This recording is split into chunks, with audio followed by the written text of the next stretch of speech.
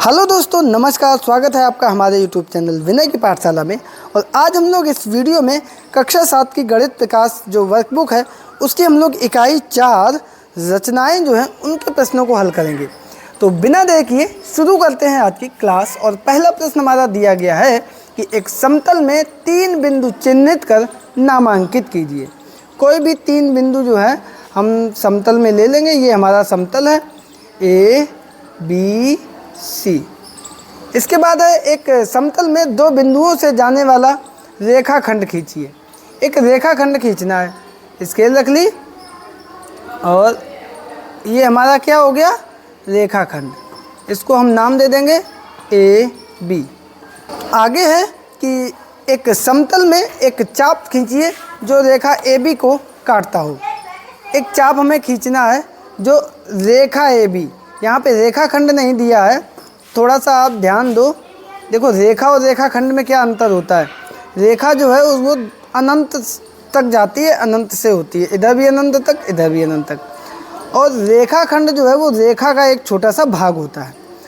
अब हमें कोई चाप भी अगर लगाना है तो मान लो ये एक रेखाखंड है ए बी या ए बी रेखा है, तो चाप हमें इससे लगाना है, कहीं से भी लगा दो। ये इस तरीके से हमने लगा दिया, इसको हम लोग बोलते हैं चाप। ठीक है। आगे है कि किसी समतल में स्थित एक रेखा में 5 सेमी का रेखाखंड नामांकित करते हुए दर्शाइए। तो किसी तल में स्थित एक रेखा में, तो सबसे पहले हम खींचेंगे एक रेखा और रेखा खींचने के बाद उसमें 5 सेमी का रेखाखंड नामांकित करो। तो इसमें 5 सेमी का यहाँ से स्टार्ट करेंगे और यहाँ तक आएगा, तो ये दूरी हमारी होगी 5 सेमी। ठीक है। आगे है कि एक किरण ओए खींचिए। तो किरण हमारी कैसे खींची जाएगी, ये किरण में क्या अंतर होता है, एक तरफ एक बिंदु हमारा फिक्स होता है और दूसरी तरफ अनंत तक जाता है। तो ये हमारा ओ ए किरण हो गया। यहाँ से किरण चली इधर अनंत तक जाएगी, एक साइड अनंत तक जाती है, एक साइड फिक्स होती है, वो हमारी किरण होती है। रेखा हमारी दोनों साइड अनंत तक होती है और रेखाखंड हमारा एक निश्चित भाग होता है। अब है कि एक वक्राकार रेखा खींचिए। कोई भी वक्राकार रेखा खींच दो, ये लो, ये हो गई, इस तरीके से खींच दो। ये सब हमारी वक्राकार रेखा हो गई। ठीक है। ए बी नाम दे दो, ए डैश बी डैश, ये हमारी सब वक्राकार रेखा है। ठीक। तो ये था हमारा प्रश्न नंबर 1। दूसरे प्रश्न पर चलते हैं। वो है हमारा कि पटरी प्रकार की सहायता से दिए हुए रेखाखंड को 2 बराबर भागों में विभाजित करना है। यहाँ पे इधर कायदे में लाइंस नहीं होना चाहिए, ये इधर रचना लिखी है कि सबसे पहले हम क्या क्या करेंगे। सबसे पहले एक रेखाखंड ए बी 6 सेंटीमीटर का खींचना है। तो एक रेखाखंड 6 सेंटीमीटर का खींच लिया, A B 6 centimetre. A B का आधा कितना होगा, ए बी का आधा, तो ये है ए बी बटे 2, यानी कि 6/2।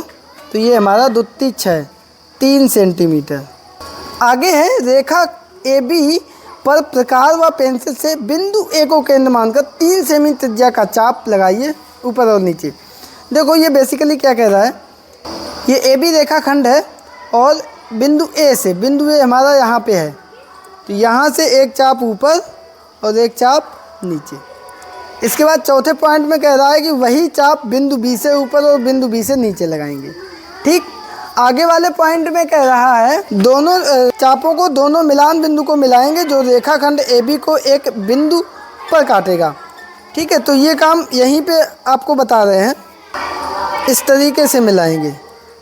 इधर अगर हम करना चाहें तो ये 6 सेंटीमीटर का हमने रेखाखंड खींच लिया, ये चाप इधर ऊपर इधर नीचे, और यहाँ से भी ये चाप इधर ऊपर और इधर नीचे। ए बी ये था और ये इन दोनों के मिलान बिंदु जो है ये हम मिला रहे हैं यहाँ पे। ठीक है। तो अब ये कह रहा है कि ये ए बी पर कटान बिंदु से दोनों ओर के भागों को नापिए। अब ये भागों को नापेंगे, ये कितना है 3 सेंटीमीटर, इधर कितना है, ये भी हमारा 3 सेंटीमीटर है। ये बिंदु अगर ओ डालें तो ए ओ 3 सेंटीमीटर और ओ बी ये भी हमारा है 3 सेंटीमीटर। क्या यह दोनों भाग कटान बिंदु से समान दूरी पर है? हाँ। क्या रेखा AB पर कटान बिंदु मध्य बिंदु है? हाँ। ठीक है, यही हमारा जो बिंदु O आया वो मध्य बिंदु है। बिंदु O हमारा मध्य बिंदु है। ठीक है, यही हमारा आंसर आ जाएगा। तीसरा प्रश्न देखते हैं, वो है हमारा कि एक 8 सेंटीमीटर रेखाखंड को पटरी व प्रकार की सहायता से 2 बराबर भागों में विभाजित कीजिए। तो देखो वही काम जो हमने अभी ऊपर किया था, आधे से अधिक चाप लेंगे, यहीं पे ऊपर लगा देंगे, नीचे लगा देंगे, और इधर से भी हम वही काम करेंगे, ऊपर लगा देंगे और नीचे लगा देंगे। तो ये जो प्रतिच्छेद बिंदु आए हैं इनको हम लोग आपस में मिला देंगे। ठीक, तो ये जो बिंदु O आया यही हमारा रेखाखंड AB का मध्य बिंदु हुआ। ठीक है, आगे वाले प्रश्न पर चलते हैं। वो है हमारा कि यदि P रेखाखंड AB का मध्य बिंदु है तो AP की माप क्या होगी। देखो ये इसका मध्य बिंदु है तो ये AP कितना होगा, AP हमारा आधा होगा किसका, AB का। AP बराबर AB बटे 2, तो ये हमारा आ जाएगा 6/2, 2 3 6, ये हमारा आ जाएगा 3 सेंटीमीटर। इसी प्रकार से PB भी हमारा आ जाएगा 3 सेंटीमीटर। यही हमारा आंसर हो गया। ठीक है, आगे वाले प्रश्न पर चलते हैं। वो है हमारा कि एक 10 सेमी की रेखा AB पर OC लंब समद्विभाजक है, AC की लंबाई बिना मापे बताइए। ये देखो लंब समद्विभाजक है, वही बात यहाँ पर AC हमारा क्या होगा, AB का बटे 2 होगा, और AB है हमारा 10 सेंटीमीटर, तो 10/2, 2 पंचे 10, तो ये हमारा आ जाएगा 5 सेंटीमीटर। ठीक, यही हमारा आंसर आ जाएगा। तो बच्चों यहाँ पर हमारा अगला प्रश्न दिया गया है कि 10 सेमी माप के रेखाखंड को पटरी व प्रकार की सहायता से 4 बराबर भागों में बांटिए। तो यहाँ पे 10 सेंटीमीटर का सबसे पहले हम एक रेखाखंड खींच लेंगे, यहाँ से ये हो गया 10 सेंटीमीटर का। अब इसको हमें 4 बराबर भागों में बांटना है, इसको हम नाम दे दें AB। अब हम क्या करेंगे, एक तरफ से आधे से अधिक चाप लेके ऊपर नीचे, और वही काम हम बिंदु A से करेंगे, ऊपर और नीचे। ये हमने इसके 2 भाग कर दिए। अब हम इन दोनों भागों को भी आधा आधा कर देंगे, तो आधे से अधिक हमने चाप लिया ऊपर नीचे, वही काम हम यहाँ पे करेंगे, ऊपर और नीचे। इधर भी हम वही काम करेंगे, आधे से अधिक ऊपर और नीचे, और वही काम इधर से ऊपर और नीचे। क्रमशः हम इन बिंदुओं को मिला देंगे इस तरीके से। इधर वाले बिंदु को भी हमने मिला दिया इस प्रकार से। तो ये आपने देखा, अगर हम O1 डालें, इसको O2 डालें, इसको O3 डालें, तो यहाँ पर O1 O2, O2 O3, O3 और B 4 बराबर भाग हो गए। यही हमारा आंसर आ गया। आई होप कि आप लोग इसे समझ गए होंगे। आगे वाले प्रश्न पर चलते हैं। वो है हमारा कि दिए गए कोण के बराबर कोण बनाना। यहाँ पे एक कोण दिया गया है और उसके बराबर हमें कोण की रचना करनी है। तो सबसे पहले लिखा है कि पार्श्व चित्र में कोण ABC की माप बताइए। यहाँ पर ये कोण ABC दिया गया है, इसको नाप के हमें बताना है कितने अंश का है। तो ये जो है लगभग 30, 31, 32, 33, 34, 35, ये हमारा 35 अंश का है, 35 अंश। ठीक है, इसके बाद आगे लिखा है बिंदु B को केंद्र मानकर किसी त्रिज्या का चाप लगाइए। बिंदु B हमारा यहाँ पे है, इसको केंद्र मान के एक त्रिज्या का हमने चाप लगा दिया। अब ध्यान हमें ये रखना है कि ये जो चाप है ये हिलना नहीं चाहिए आगे, नहीं तो हमारा कोण के बराबर कोण की रचना होने में मिस्टेक हो जाएगी। आगे देखते हैं, एक अन्य रेखाखंड PQ खींचिए तथा समान त्रिज्या के चाप को बिंदु P को केंद्र मानकर बनाइए। एक रेखाखंड हमने खींच लिया जिसको हमने नाम दे दिया PQ।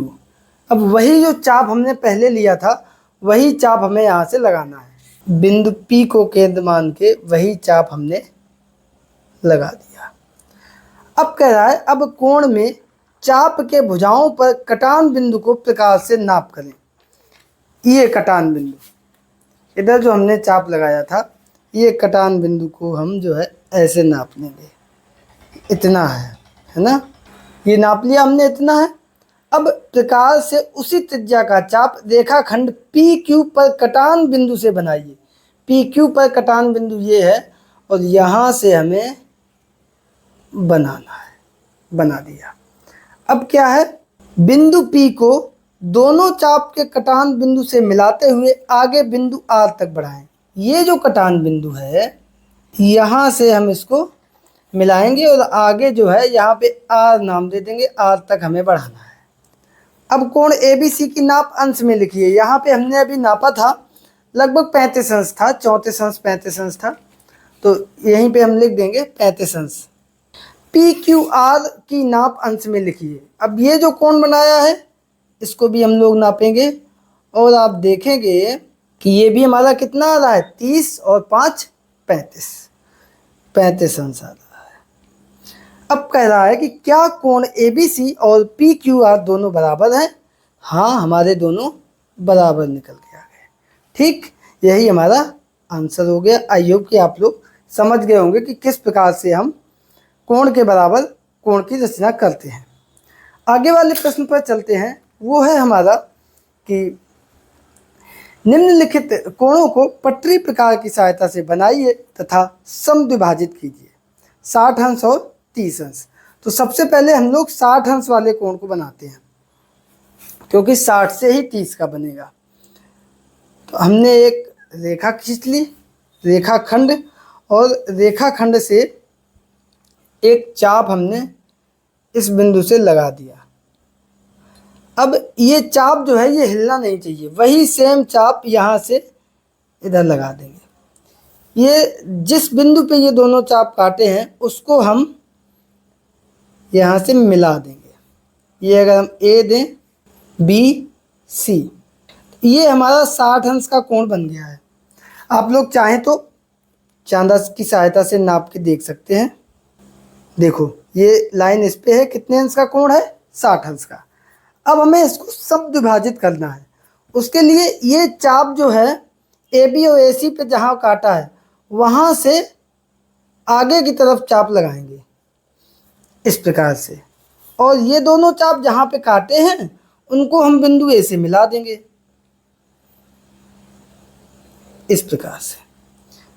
इसको अगर हम D नाम दे दें तो ये AD जो रेखा है ये पूरे कोण को समद्विभाजित करती है।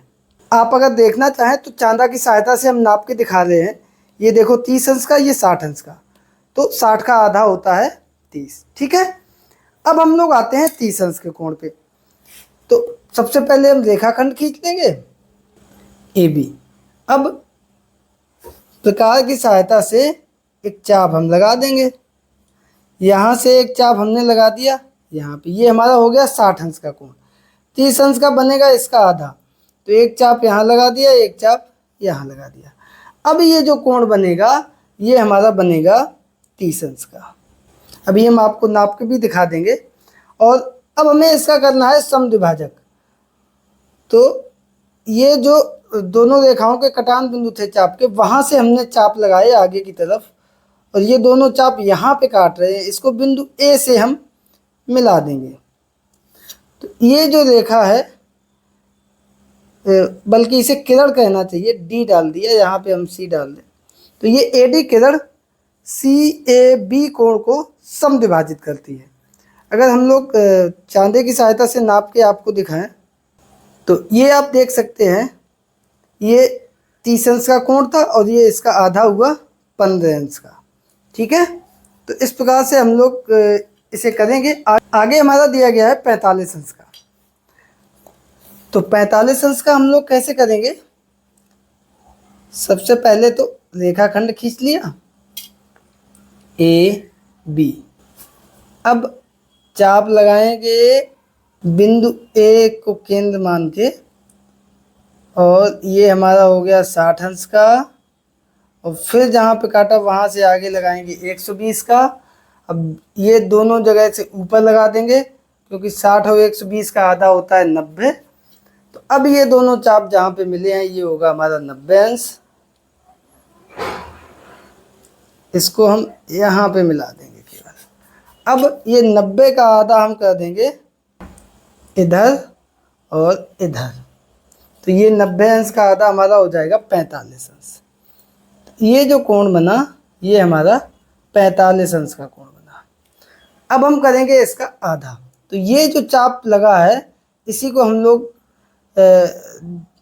इस तरीके से आगे की तरफ दोनों चाप लगाएंगे और वो दोनों चाप जहाँ पे काटेंगे उसको हम बिंदु ए से मिला देंगे। तो इस प्रकार से हम दिए गए कोण को जो कि 45 अंश का था उसको हम लोग समद्विभाजित कर देंगे। और उत्तर की जांच करने के लिए हम लोग देखेंगे अभी इसको नाप के। तो ये देखो, ये 10, 20, 30, 40 और 5 45 अंश का, और इसका आधा ये 20 और 2 22, 22.5 अंश। ठीक है, तो ये पूरा कोण था हमारा 45 अंश, और ये हमारा आधा है 22 से 1/2, और ये भी हमारा है 22 से 1/2 अंश। इधर है 90 अंश का कोण। तो इसके लिए भी हम वही काम करेंगे जो अभी हमने पिछले कोण में किया था। एक रेखाखंड खींच लिया AB। अब बिंदु A से चाप लगा देंगे आगे की तरफ, और ये चाप थोड़ा सा इधर लगाएं क्योंकि ये 120 अंश तक जाएगा। ये 60 अंश और ये 120 अंश। ऊपर की तरफ दोनों जगह से चाप लगा दिए, और ये जहाँ पे काटे हैं इसको हम लोग बिंदु A से मिला देंगे। तो ये हमारा 90 अंश का कोण बन गया। अब हमें करना है इसका आधा। तो ये जो चाप है इसके हम जो कटान बिंदु हैं रेखाखंड AB और रेखाखंड ऊपर ये AC के, इनसे चाप लगाएंगे बीच में इस तरीके से, यहाँ से और यहाँ से। ये दोनों जहाँ पे काट रहे हैं उसको हम लोग बिंदु A से मिला देंगे। यही जो किरण AD है ये पूरे कोण CAB को समद्विभाजित करती है। आइए हम लोग फिर से उत्तर की जांच कर लें। तो ये आपने देखा ये कोण हमारा 90 अंश का बना था, और इसका आधा ये 40, 5 45 अंश का, 45 अंश का इधर, 45 अंश का इधर। तो ये था हमारा प्रश्न नंबर 8। आई होप कि आप लोग इसे समझ गए होंगे। अब चलते हैं अगले प्रश्न पर। तो आगे हम लोग देखते हैं, यदि कोण DBA बराबर 30 अंश तथा रेखाखंड BD कोण ABC का समद्विभाजक है तो DBC की माप क्या होगी। देखो ये 30 अंश है और ये इसका समद्विभाजक है, तो जाहिर सी बात है ये 60 अंश होगा और इसका आधा ये भी 30 अंश होगा। तो यहाँ पे हम सीधा सा लिख देंगे कोण DBC बराबर 30 अंश। ठीक है, यही हमारा आंसर आ जाएगा।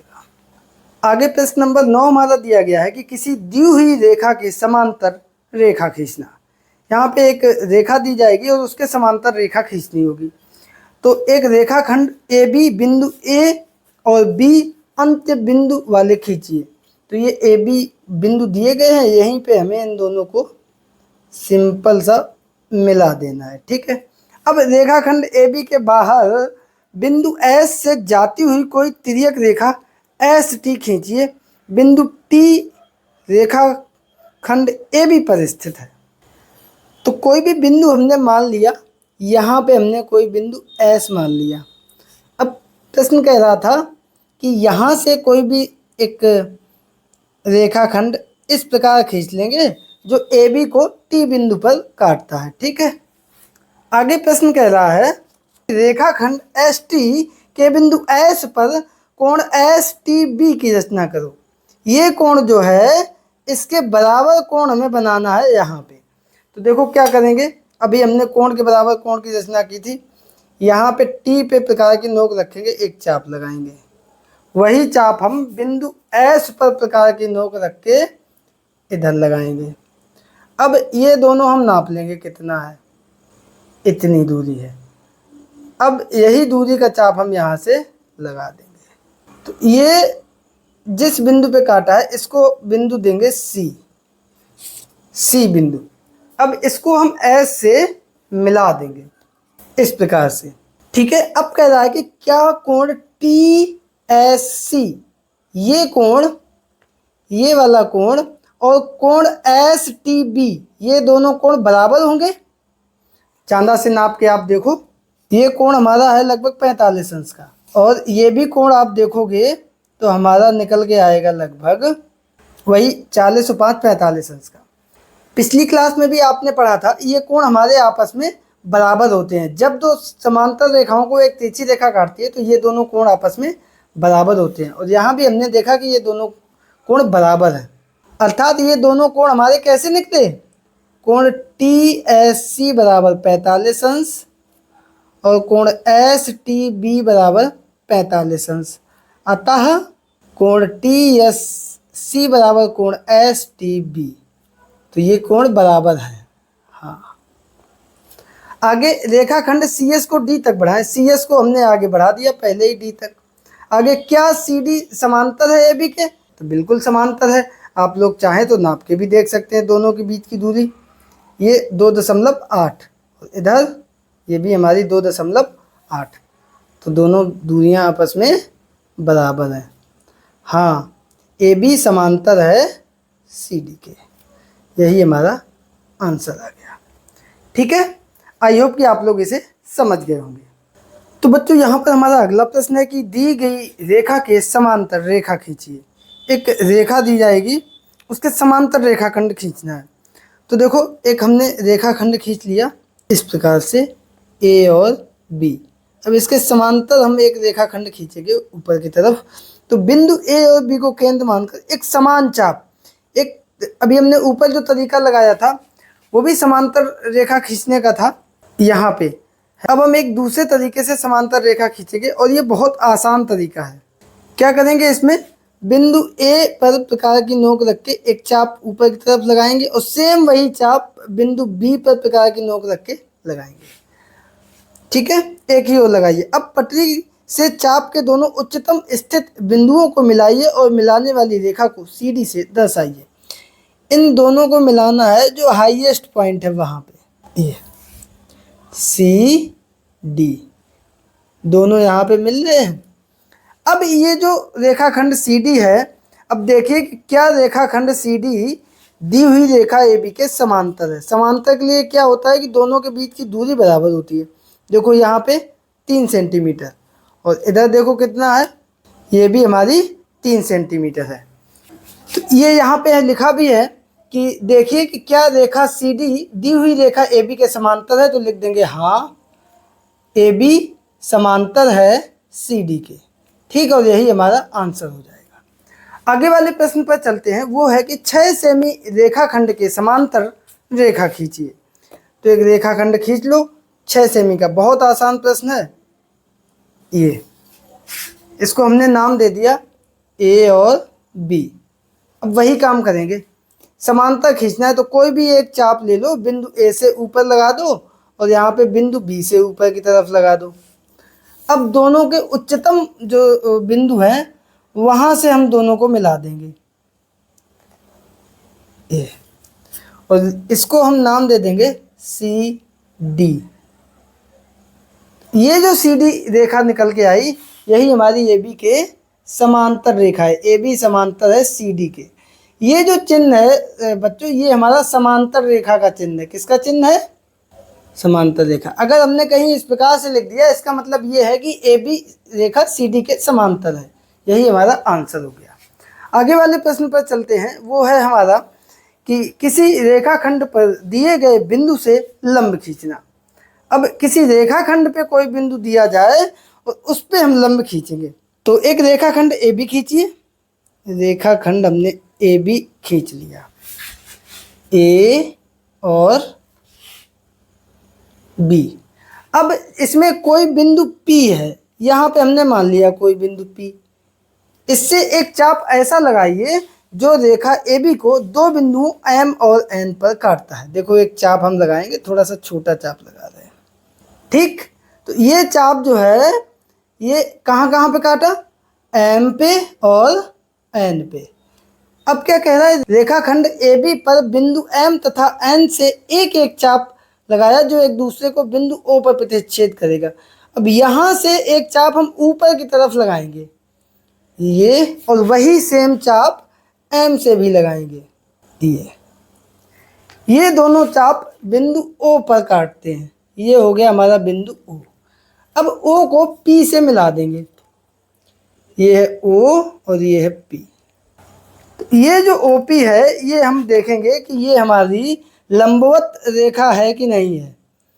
तो लंबवत का मतलब 90 अंश का कोण बनाती हुई है कि नहीं है। तो देखो ये 90 अंश का कोण, सीधा सा 90 अंश का कोण बन रहा है। इसका मतलब जो ओपी रेखा है ये हमारी एबी रेखा के लंबवत रेखा है। ठीक है। आगे इसमें कह रहा था कि कोण ओ पी बी की माप बताइए। तो यहाँ पे अभी हमने कोण ओ पी बी नापा था, 90 अंश निकल के आया था। तो यहाँ पे हम लिख देंगे 90 अंश। आगे कह रहा है कि कोण ओ पी ए का माप बताइए। ओ पी ए को भी माप लो। ओ है, पी है, ए है, ओ पी ए, ये कोण भी हमारा 90 अंश पे आ रहा है। तो ये भी हमारा कितना है, 90 अंश है। तो लिख देंगे हम यहाँ पे कोण ओ पी ए बराबर 90 अंश, और यहाँ पे कोण ओ पी बी बराबर भी 90 अंश था। क्या रेखा O P Rekha A B पर लंब है?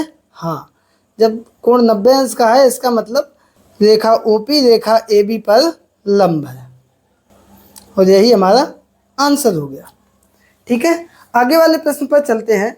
तो वो हमारा है कि 8 सेमी का रेखाखंड ए बी खींचिए। रेखाखंड ए बी पर एक बिंदु पी से लंब खींचिए। बहुत अच्छा प्रश्न है। 8 सेमी का एक रेखाखंड हम लोग खींच लेंगे। रेखाखंड पर एक बिंदु पी, ये बिंदु पी हमने मान लिया। सेम पिछले प्रश्न की तरह है, इसमें उसने लंबाई भी दे दी रेखाखंड की 8 सेमी। अब एक चाप हमने लगाया इस प्रकार से। ये चाप जो है इसे बिंदु एम व एन पे काटता है। अब ये जो बिंदु जहाँ पे काटा है रेखाखंड ए बी को, यहाँ से हम चाप लगाएंगे ऊपर की तरफ, ये और ये। अब ये दोनों चाप जहाँ पे काटे हैं उसको हम यहाँ से, इसको बिंदु अगर ओ मान लें, इसको हम पी मान लें, तो ओ पी को हम आपस में मिला देंगे। ये जो रेखाखंड ओ पी हुआ यही रेखाखंड ए बी पर लंब है। ठीक है। आगे प्रश्न कह रहा है कि एक रेखाखंड पी क्यू खींचिए। कोई बिंदु आर लीजिए जो पी क्यू पर ना हो। आर से होकर रेखा पी क्यू पर एक लंब खींचिए।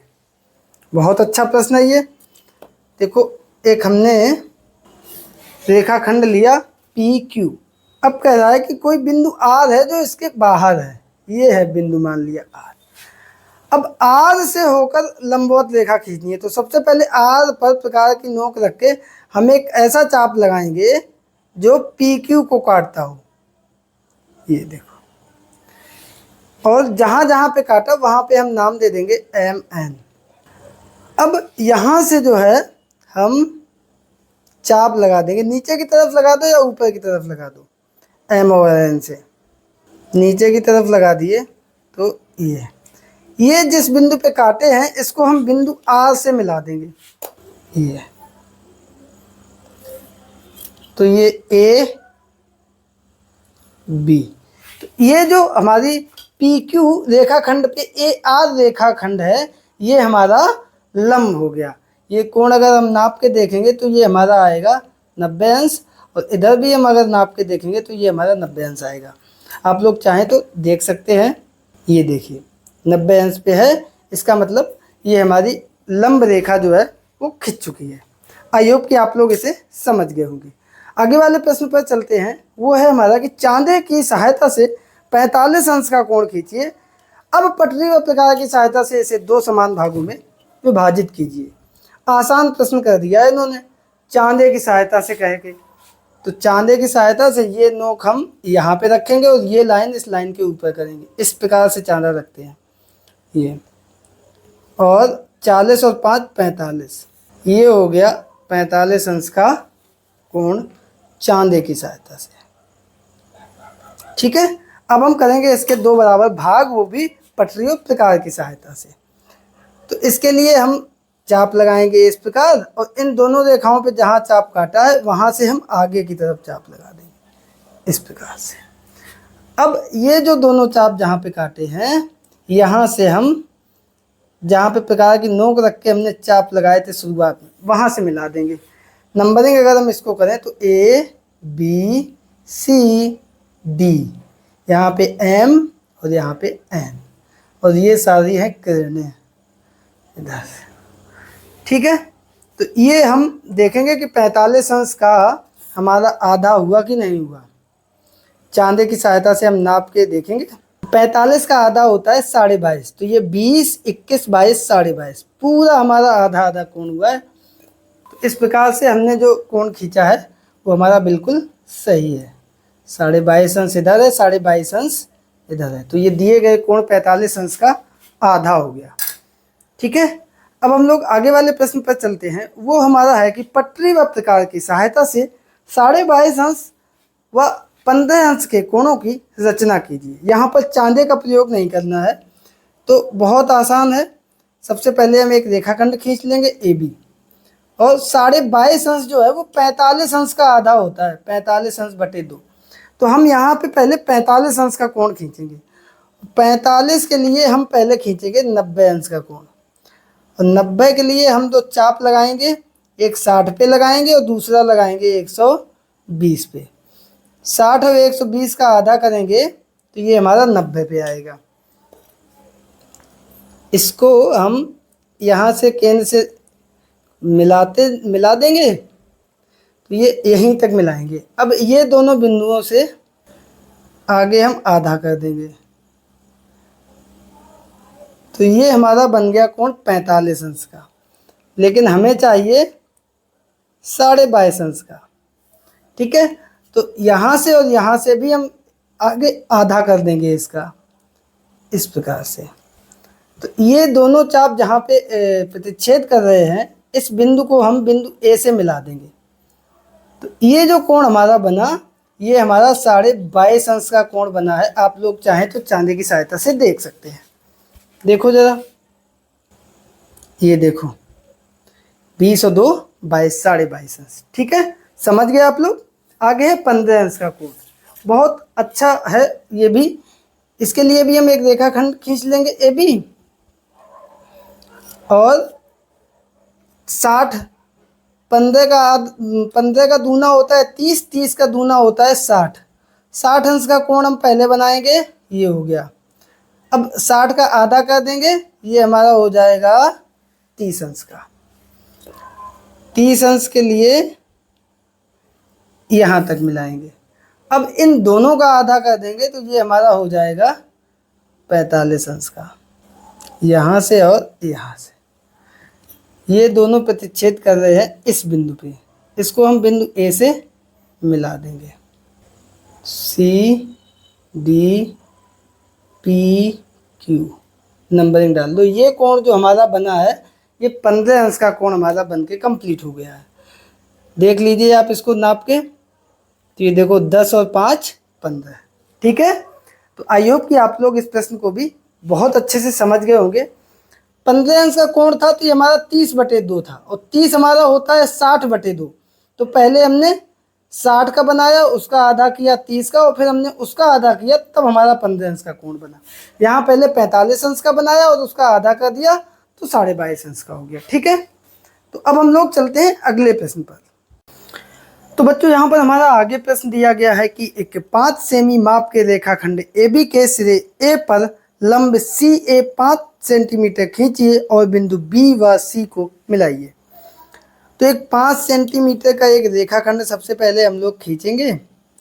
ये है 0, ये है 5, इसका नाम दिया हमने AB। अब प्रश्न कह रहा है कि A पर लंब खींचना है। लंब का मतलब बिंदु A पर हमें बनाना है 90 अंश का कोण। 90 अंश का कोण आप सबको बनाना आ गया होगा। सबसे पहले हम A से चाप लगाएंगे ऐसा, जो यहाँ पे 2 चाप इस तरीके से लग जाएं। ये चाप है 60 अंश का और ये चाप है 120 अंश का। अब इन दोनों से एक चाप ऊपर की तरफ लगा देंगे, क्योंकि 60 और 120 के बीच में आता है 90। ये जिस बिंदु पे ये दोनों चाप काटे हैं, उसको हम लोग बिंदु A से मिला देंगे। ये तो ये हमारा हो गया 90 अंश का, और ये 5 सेंटीमीटर, तो हम इसमें चाप लगा देंगे 5 सेंटीमीटर का। ये 5 सेंटीमीटर होगा यहाँ तक। तो अभी रेखाखंड हमारा छोटा है, ये हो गया। तो ये 5 सेंटीमीटर वाला चाप जहाँ पे काटा है, यहाँ पे हम बिंदु सी डाल देंगे। ये कोण हमारा हो गया 90 अंश का।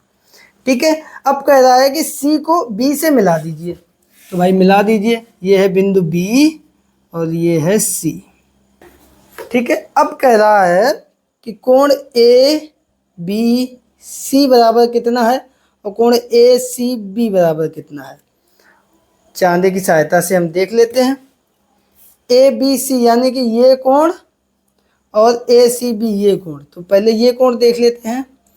ये हमारा है 40 और 5 45 अंश, 45 अंश। और ए सी बी इस प्रकार से देखेंगे, ये नोक जो है ये बीच में रहती है और ये काली वाली लाइन नीचे वाली लाइन के ऊपर। ये भी हमारा आया है 10 20 30 40 और 5 45 अंश।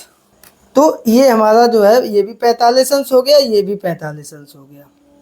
ठीक है, तो इस प्रकार से हमारा कोण ए बी सी बराबर हो गया कोण ए सी बी के, क्योंकि ये दोनों हमारे 45 अंश के हैं और यही हमारा आंसर आ गया। आई होप कि आप लोग इसे समझ गए होंगे। आगे वाले प्रश्न पर चलते हैं। वो है हमारा कि एक 6 सेमी माप का रेखाखंड ए बी खींचिए। इसके बिंदुओं ए और बी पर क्रमशः 90 अंश और 60 अंश के कोणों की रचना पटरी व प्रकार की सहायता से कीजिए। इन कोणों के अर्धक खींचिए। माना ये बिंदु सी पर मिलते हैं तो कोण ए सी बी को मापिए। तो सबसे पहले 6 सेमी का एक रेखाखंड खींच लेते हैं, 0 से 6, ए और बी। अब प्रश्न कह रहा है कि ए पर 90 अंश का और बी पे 60 अंश का। तो ए पे हम बनाएंगे कोण 90 अंश का पटरी व प्रकार की सहायता से। तो चाप लगा दिया, ये चाप हो गया हमारा 60 अंश का और ये चाप हो गया 120 का। ऊपर की तरफ कर देंगे इधर से और इधर से, तो ये हमारा हो गया 90 अंश का। बिंदु बी से बनाना है 60 अंश का कोण। तो ये चाप हमने इधर लगा दिया और यहाँ से एक बार चाप लगा दिया, ये 60 अंश का होता है। एक बार फिर से आपको कहते हैं ये चाप हमारा 60 अंश पे लगा है, ये चाप 120 अंश पे लगा है, दोनों के बीच में 90 होता है। तो यहाँ से हमने दोनों के बीच का 90 कर दिया। इधर ये चाप एक ही लगा है तो ये 60 अंश का है। बिंदु बी से ये 60 अंश वाला खींच दिया, ये जाएगा यहाँ पे। अब प्रश्न ये कह रहा है इन कोणों के अर्धक खींचिए। अब इसका आधा कर दो। तो ये 90 अंश का है, आधा हम करेंगे तो ये हमारा आएगा ये इधर और यहाँ से इधर आगे कर देंगे, ये हो गया। इसको हम मिला देंगे यहाँ से, तो ये हमारा इसका आधा हो गया ये। और ये इधर 60 का हम आधा कर देंगे तो ये हमारा आएगा 30 अंश। इधर से कर दिया आधा और इस वाले चाप से आधा लगा दिया, क्योंकि कोण का अर्धक करना आप लोग सीख गए होंगे। और इसको यहाँ से मिला दिया। तो ये पूरा कोण था हमारा 90 अंश का, ये आधा रह गया 45 अंश का। इधर ये पूरा कोण था 60 अंश का, ये आधा रह गया 30 अंश का। अब प्रश्न ये कह रहा है कि मानना ये बिंदु सी पर मिलते हैं, इस बिंदु पे। अब कोण ए सी बी नापिए, ये कोण नापना है। अब इसको अगर हम नापेंगे तो ये हमारा 100 और 105 कितना आया है 105 अंश। ये कोण हमने चांदे की सहायता से नापा, ये हमारा आया 105 अंश का। लिख देंगे कोण ए सी बी बराबर 105 अंश और यही हमारा आंसर आ जाएगा। तो बच्चों आई होप कि आप लोग इसे बहुत अच्छे से समझ गए होंगे। अब चलते हैं अगले प्रश्न पर। तो बच्चों यहाँ पर हमारा अगला प्रश्न दिया गया है कि पटरी व प्रकार की सहायता से निम्न कोणों की रचना कीजिए। और यहाँ पर 120 अंश का कोण हमें पटरी और प्रकार की सहायता से बनाना है। सबसे पहले हम रेखाखंड खींच लेंगे। एक रेखाखंड हमारा ए और बी हो गया और यहाँ पर हम 120 अंश का कोण बिंदु ए पर बनाएंगे। तो सबसे पहले बिंदु ए पर हम एक चाप लगाएंगे और चाप इस तरीके का होगा कि वो ए बी को जहाँ पे काटेगा वहाँ से एक चाप हम लगाएंगे, सेम वही चाप, ये 60 अंश का कोण बनाएगा और दूसरा चाप जो है वो ये हमारा 120 अंश का कोण बनाएगा। अब ये जो प्रतिच्छेद बिंदु है इसको हम बिंदु ए से मिला देंगे और आप देखेंगे कि ये जो कोण हमारा बन रहा है ये हमारा 120 अंश का कोण बन रहा है। चांदे से हम नाप के अगर देखेंगे तो ये आप लोग देखिएगा, ये बीच में केंद्र है और ये नीचे वाली लाइन इस काली लाइन पे, और यहाँ पे 100, 110 और 120। ठीक है, तो इस प्रकार से हमने 120 अंश के कोण की रचना कर ली। अब हम लोग इस एक्सरसाइज के अंतिम प्रश्न को देखते हैं और वो है हमारा कि किसी त्रिज्या का एक वृत्त खींचिए। किसी भी त्रिज्या का एक हमें पहले वृत्त खींचना है। तो प्रश्न पूरा हम बाद में पढ़ेंगे, पहले हम जो प्रश्न कह रहा है वो कर लेते हैं। ये वृत्त हमने खींच लिया है, ठीक है, और ये है इसका केंद्र। अब कह रहा है कि इसमें दो जीवा OP और OQ, दो जीवा लेनी है। एक जीवा हमने ले ली ये OP और दूसरी जीवा PQ, यानी यहीं से ये हो गई P और Q। अब कह रहा है इन दोनों के लंबार्धक करने हैं, यानी कि अर्धक करने हैं। तो कर देते हैं, ऊपर नीचे चाप और इधर से भी ऊपर और नीचे चाप, इन दोनों को मिला देंगे तो ये अर्धक हो गया हमारा OP रेखा का। अब हम लोग अर्धक करेंगे OQ रेखा का, इधर और इधर। वही काम हम करेंगे यहाँ से इधर और इधर, इन दोनों को हम आपस में पुनः मिला देंगे। ये दो जो जीवा थी OP और PQ, इनके लंबार्धक जिस बिंदु पे मिल रहे हैं उसको हमने M नाम दिया, यहाँ पे कह रहा था।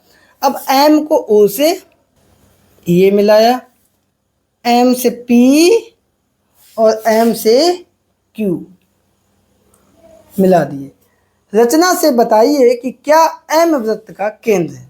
अब देखो हम MO नाप लेंगे कितनी है, M और P नाप लेंगे कितनी है, M और Q नाप लेंगे कितनी है, और ये तीनों अगर बराबर आई इसका मतलब ये हमारी त्रिज्या होगी, और अगर ये हमारी त्रिज्या है तो M हमारा वृत्त का केंद्र होगा। तो OM है 3.8 सेमी, MP है 3.8 सेमी, और इसी प्रकार से MQ है हमारी 3.8 सेमी, 3.8 सेमी। MP भी हमारा निकल गया है 3.8 सेमी, और MQ भी हमारा निकल के आया 3.8 सेमी।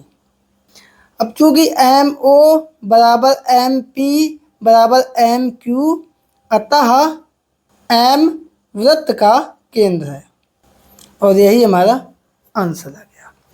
तो बच्चों इस प्रकार से हमारी ये इकाई 4 रचनाएं कंप्लीट होती है। आई होप कि आप लोगों को ये वीडियो पसंद आया होगा। वीडियो पसंद आने पर इसको लाइक करें, दोस्तों के बीच में शेयर करें, और चैनल पर अगर पहली बार आए हैं तो इसको सब्सक्राइब करके ऑल नोटिफिकेशन प्रेस कर लीजिए।